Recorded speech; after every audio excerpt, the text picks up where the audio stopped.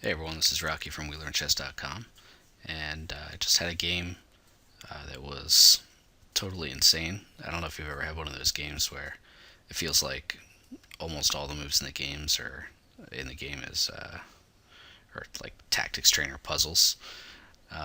This was a 10-0 blitz game on Chess.com, so if you followed my earlier post, you saw that I had gotten to my high rating of 1700, and I vowed not to play any blitz for a long time. So that lasted a couple weeks, and then I couldn't stand it anymore, and I played, and I actually got up to 1718, which was pretty cool. And then I lost that. I was down the 1600s for a while, and clawed my way back up. And with a couple wins today, actually, I had a chance to get a new high with the game before this. I played this guy. I had just played this guy one game before, and he played a King's Gambit, and I was pretty sure I was winning that, and then we ended up drawing it. We should take a look at that game too. It's pretty interesting. But then we played one more, so I was kind of determined to try to get a win here. And if I did, it would have given me a new high as well. So we can take a look at this game. So, all right. So I had white in this game, and I played a Scotch Gambit. As you've seen some of my previous videos, I like to play this. So d6 is one solid reply. The nice thing about d6 for white is that you can go ahead and take this pawn now. The exchange is fine. A lot of lines are fine here for white now. And the idea is that with this pawn on d6, it cuts off the bishop from coming to b4, c5, which are some good active squares that the bishop can usually take post on the in the Scotch games, especially because the diagonal is a little bit weaker without the d pawn. So those lines aren't so easily available to black without using up another move. So that's why the computer recommends just taking that pawn. This move I actually don't mind so much. I just drop my bishop back. You can actually, the computer says you could drop to e2, which kind of tries to keep an eye on where the knight might jump to. You could play the check first to try to maybe undo some pawn weaknesses. So I just drop back to stay on this diagonal here, and okay, this beginning sort of normal here, just defending the pawn, and here he starts this queenside expansion. So sometimes as white you can play a4 to try to slow this expansion down, especially because you got a lot of pieces on this square. But here I'm not sure actually what the best move is, but I just saw that if he was going to start expanding that, I castled here, and I figured that if he started expanding, then I would have some potential responses, because with this knight here on e5, you're going to be able to play f4 with tempo at some point, and if he starts to open up the position, it's going to probably favor me. And he does actually start expanding here. It's a little bit early, it seems like. This is really similar to Philidor. We've almost kind of transposed into it. And a lot of times in the Philidor, black will try to do some early queenside expansion, and you have to be careful as white that you don't get one of your pieces trapped. Like, it's easy to get your bishop trapped or something. So you could imagine, like, c5 coming with tempo, you move your knight, and then all of a sudden could be something. Well, c4 would come right after that, and then the bishop's trapped. So you'd have to be careful. But again, I'm a little bit faster here. I guess I could have just tried to. Protecting my pawn here would actually be a blunder, because then would allow that sort of expansion with tempo. So I played more actively here, and this is the best move according to the computer. So just getting a tempo, and he starts to respond to the fireworks with fireworks. And this is actually our first tactics trainer puzzle, if you will. We're only on like move 9 here, and it's basically totally insane from here on out. Every move, I just felt like I had to solve a puzzle like every single move. So this is actually a blunder on black's part, and unfortunately I didn't play the best move in the game. But if you want to put your video on pause and see what the best move is, and more importantly why it's the best move, you can see obviously that we both have a knight hanging here, and not only do we both have a knight hanging, but we could both lose 2 knights with the pawns if they take. So you've got to analyze pretty far ahead to see what the resulting position would be, if that is the best move, and if it's not, then what is. Alright, so I'll give you a minute. Okay, so I'm going to give the solution now. And on the game first, I'll show what I played. which was just to take this pawn. It seemed totally natural to play this move because not only did I win a pawn and connect my knights, but now if he tries to play c4 or something, well, his knight's still under attack. I could also set up a discover check, and then not only would I be setting up the discover check, but his knight still would be under attack. So c4 didn't seem like a good response. I've got this nice d5 square here for my pieces. The position's starting to open up, and his king's still in the center. These pawns are weak. So for all these reasons, even with this, the computer still gives white like a 3.5 pawn advantage here. Having said that, that's not the best move. So let's go back here. And the best move actually is to take the knight. And so I looked at that and I didn't see, what would happen if he took my knight. I didn't quite see far enough. So here actually, there's different ideas. You could actually take this pawn with the queen, which is also nice. But if you take here and he tries to take here, you've actually already got mating threats and a ton of threats. So, it's tempting to just take this pawn here on g7, attack this bishop, and then you've got pressure on f7, which is the part that I didn't see, that eventually f7 would come under fire. But you could also play this check here first, and if he takes this, this is a discovered check. If he goes over here, these aren't necessarily the best moves for black, but I mean, you could go to h5 here, and you're already threatening mate on f7, so probably the queen has to come over. You've got this check here. It probably has to go here, and now you've got this funny this funny check here, and he can't take this queen or its mate.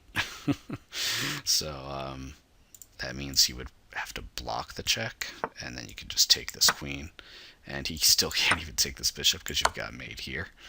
So actually the king probably can't even take this pawn because of all that, so he's probably going to go over to like d7 or something. And if you can't take that pawn, then you're going to be able to just take this with check. You could do this first, try to win the queen here. She could do so many things here. I mean, I don't even know what's best. Like, something like this is just totally nuts.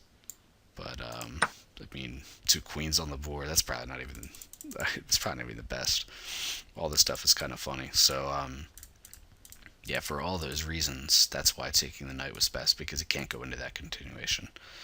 And he can probably go this far, but here he can't take the knight because of all that. And if he can't take the knight, then then probably that would mean that he shouldn't have even taken the previous knight. It just means he's down a piece, so he probably should have even tried to leave another piece on the board. So that would have been just a totally crushing win right out of the opening, and I missed that, unfortunately. So let's continue on to the game, which got even more interesting here. Okay, so obviously attacking my queen here, and I saw that I could just move the queen, obviously, but I didn't appreciate how good that would be. I mean, if I were to have moved here, which is the computer's recommended move here, not only do I get out of the attack, but his knight is still hanging. It doesn't even have really a great square, and after it moves, my queen's on the same file as the king, and all of the same things apply to this position where the pawns are weak, his king is vulnerable, he's got sort of discoordinated, uncoordinated pieces. And I'm just basically attacking. So and even my weak diagonal at the moment he can't exploit because his pawns are in the way. So yeah, this would have been good, but I was just so tempted to sack the queen because I saw that I was going to get 3 pieces for the queen, and it was too much. I had to try it. So kind of funny that I tried this in a game where I could have got my new all-time high rating. You think I would try to play a little safer, but I'm a little nutty on the board sometimes here. So alright, so oops, I took the knight and offered my queen, and he took it, and then I took another piece here. And here, this is another interesting point where you could try to look at the continuation, but it's similar to what we saw with some of those lines. And it's kind of natural. I didn't see it the first time, and sometimes you see something, the second time around, but I didn't even see it here. I mean, that I could get this pressure on f7 right away, and it's kind of funny that I was blind to that because it's pretty obvious now that I look at it. So, his best move according to the computer is to retreat the bishop, not so much to save the bishop, but just to keep an eye on f7 here, and this could be a continuation where now that f7's covered, I could shift my attention over to the discover check and then try to slowly invade my pieces here, just like getting my knights to even better squares. So that would have been a cool continuation. You can see some of the moves here that the computer shows. Not that we would have played these necessarily, but just all kinds of stuff hanging all over the place. This is a discover check, obviously. And actually here, if he were to take the knight, then I'd have this winning the queen. And there might even be a way to do it without maybe giving up the rook, I'm not sure. So let's see. So that's why the king just moves here. So there's just like stuff hanging all over the place. It's hilarious. And then a check here, and then it could continue from there. But obviously this isn't exactly what what black was probably hoping for. I guess he's probably forced into taking this pawn, and there's we can't take this pawn here actually. Where the heck could he even go? Here he would have to. Does he have to take this knight now? Yeah, because he can't go anywhere, right? I can go back. Although, then maybe you can set up discoveries here with the rook. No, there's better moves here. This would be really interesting to look at, but okay. In any case, at the very least, white would have a perpetual, but it looks like white has a win here. So, okay, so that was the idea that would have been the best after the retreat here, but he didn't retreat. So here he played, I think he took the pawn. Yeah, he took the pawn here. Maybe he was just trying to slow down, or kind of, he thought he was preventing pressure on f7 this way, which does make sense. The queen's got this pawn for the moment, and the bishop will join in forces in a second.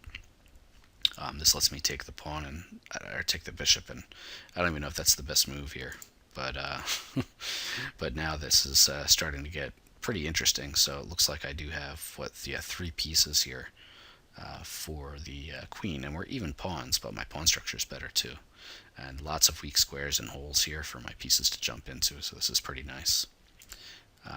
Okay, so he moved his queen over, and he's setting up a discovered check against my king, obviously. So this is another interesting point. If you want to pause the video and see what you think you might want to play here as white. For me, I just wanted to get out of this, so I just moved the king over, and the computer, just cold-blooded as always, just called me a weakling and said, what the heck are you doing? This is fine to retain an advantage, but the best move according to the computer was to leave the king here and to play knight d5. And the point is that obviously if the queen takes here, then you've got this fork on the queen, so that doesn't work. And obviously this discovered check doesn't work because you can just take the queen. So that means that he's got to move the queen, and that means that queen b6 was just a bad move. So that's actually kind of nice when you can. I mean, I hate when it happens to me, but it's nice when you can do it to your opponent, where he makes a move and you basically just force him to retreat. So it's just a total waste of a move. And in the meantime, a lot of times when that happens, you find that the person who's playing against that bad move improves a piece. So here, not only do I force the queen to go back, but now I'm going to get a knight into c7 here with check, most likely. Play the queen back here. I might have that wrong. And then to get one of these knights in here with check. And then the computer plays a couple moves before taking the rook, but you're going to get an exchange here. And again, you've got this beautiful knight posted up here on d5. You've still got a lot of light square weaknesses, potential checks here, lots of stuff going on. So let's see. Let's try to get back here to my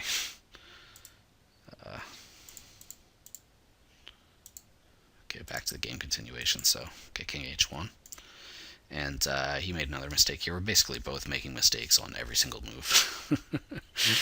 So, here I retreated my knight, kind of like a wussy move here. I just saw that I was going to be able to get back and organize my pieces with knight c4. I also saw that I had a nice diagonal for my bishop, so I just kind of took the lazy or safe way out. But obviously I did give up my queen here, so I should try to play as precisely as possible. But of course, I missed the same idea where I could have played this first, where for the same reason here, he can't take this, so that would have been better. And then, obviously once I get my one knight to d5, I'll be able to get my other knight into c7 after the queen retreats. So same idea there. But anyway, I was a wuss and I played this, so okay.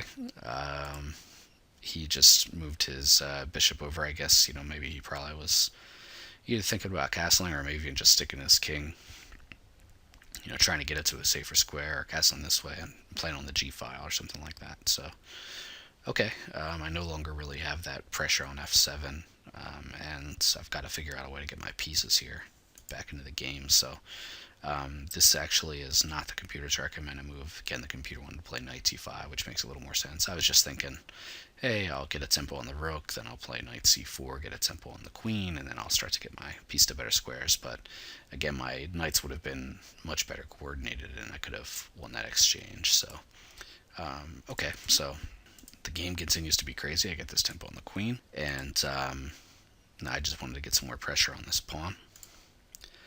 And here, this was kind of a weak continuation by me. For some reason, I thought that I was going to get my knight to f5 via g3, but obviously he was planning on pushing this pawn anyway. So, and that's what he did. So that takes away this g3 square, so I can't go g3 into into f5, which would have been really, really nice, because then you've got, potentially you could take this great defending bishop at some point, or you could play a check maybe on g7 at some point. And that combined with maybe the light square bishop on this diagonal, if I hadn't placed it here, would have been interesting. So you could imagine like knight goes to here and then here, and if my bishop had been back, over here where it should have been, then I could have gotten it maybe to this. Then you could imagine a knight coming in here with a check or something like that. So anyway, that was a lot of lot of ifs. But okay, so I just wanted to stop this pawn here, and it also gives my bishop a retreat square. Okay, so he activates his rook here, gets it on the g file. Seems logical. I was just trying to find a better square for my knight now that I had got it totally out of position. I'm not quite sure what he was thinking of here. I mean, I saw that he was kind of maybe wanting to come in, but he can't really get in there yet. So finally he plays f5, and the computer had wanted to play this really early on, just to kind of remove this anchor for these pieces here on d5. But here it's not as good as it was before. Probably just because it's in so much trouble. So I just wanted to get some support here for the g2 square, and I figured if he takes, and I take with my bishop, he can't really get his queen in anyway. So there are better moves here. You can take a look at this with your program if you want to see. Basically, I'm not blundering too much. I only have a couple blunders in the games, but I do have a lot of mistakes and a lot of inaccuracies. Both sides are basically playing inaccuracies and mistakes on every move, so it is a fun game to look at with the computer. This looked like a good move here with, it's basically forking two pieces here. I forget what the best move was here. To be honest, I just played kind of a safe move, or I think the computer wanted to play the check right away. But I just wanted to sort of protect everything and kick the queen, and here he makes a mistake. And it's funny because it doesn't look like necessarily a mistake. He's obviously on this bishop here.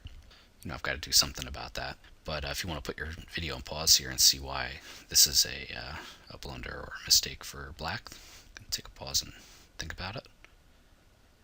Alright, I'm going to show the solution now. So the problem was, and I actually started to find some of these tactics now, later in the game, after I had blown so many. So we get this check here, and then you get another check. If black had put his queen on f6, then that would have covered this, still attacks the bishop, and it would have covered this h6 square. So here, probably I would have just had to retreat the bishop, and if that's the case, then it's not as good. So, but interesting here, I have so many pieces that a lot of they're pretty well coordinated. Everything's sort of protecting itself. Even this pawn's protected by this knight. So that would have been, a better continuation for black there. But he did go here to f5, and I was able to find this check and check. And now I'm going to win at least an exchange. And I also realized that I didn't have to take this exactly right away, so I started to put some pressure on this open e-file. I have got the 2 rooks, and he's about to lose a rook, so here I did take it, and he was obviously, I was threatening to, if he didn't do anything about it, I was threatening to just take this this bishop with my rook and then take the rook, so he had to come back here, and now he's in a lot of trouble. So because his queen is here on the g7 square, and he's got a pawn and a bishop here, he's kind of got a weak back rank, and I've got a lot of pressure on this e8 square. So here the game ends pretty quickly. But yeah, and this is one of the things I was referring to before, is that he, even his queen, not that it would want to take a pawn in this position or anything, but it's just so funny that like even small things like that, everything's protected by all these knights and bishops and rooks. So okay, so he blunders here to end the game, and the problem here is that I can just take this, and he can't take this knight because it's just a mate. Kind of funny mate, because the queen's actually blocking the king off here, and he realized that. So as soon as I took this bishop, he resigned. I mean, here, because he can't take the knight, he would have to do something like this. So threatening to get the 2 rooks for the queen, although that still wouldn't be enough. But if he got like the 2 rooks and the knight, that might be interesting. But here probably just the check, and he probably wouldn't even take it. He'd probably just go here and try to leave some pieces on the board. But you could just do something like this, and now my knight can get out, and I've got a rook and 3 minors for the queen, which is just ridiculous. Again, even pawns, but basically all of his pawns are weak. He's got 4 pawn islands to my 2.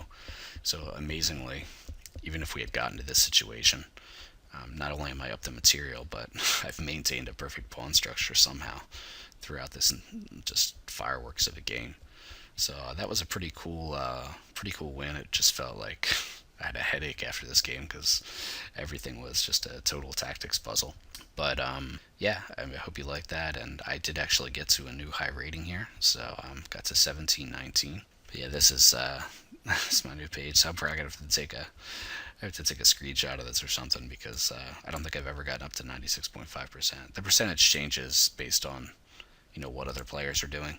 So if I refresh this in another hour from now, it might be lower or even a little higher. But that's pretty cool, and I'm starting to get my average opponent up. I mean, I started out like in the mid 800s to 900s like 2.5 years ago when I started playing. So it took me a lot of games to get like even over 1,000. So by the time that I finally got my rating up closer to where it is now, I mean, I've had to play a lot of games just to slowly bring this average up. But alright, well, I hope you enjoyed this video, and maybe see you around on the site sometime for a game.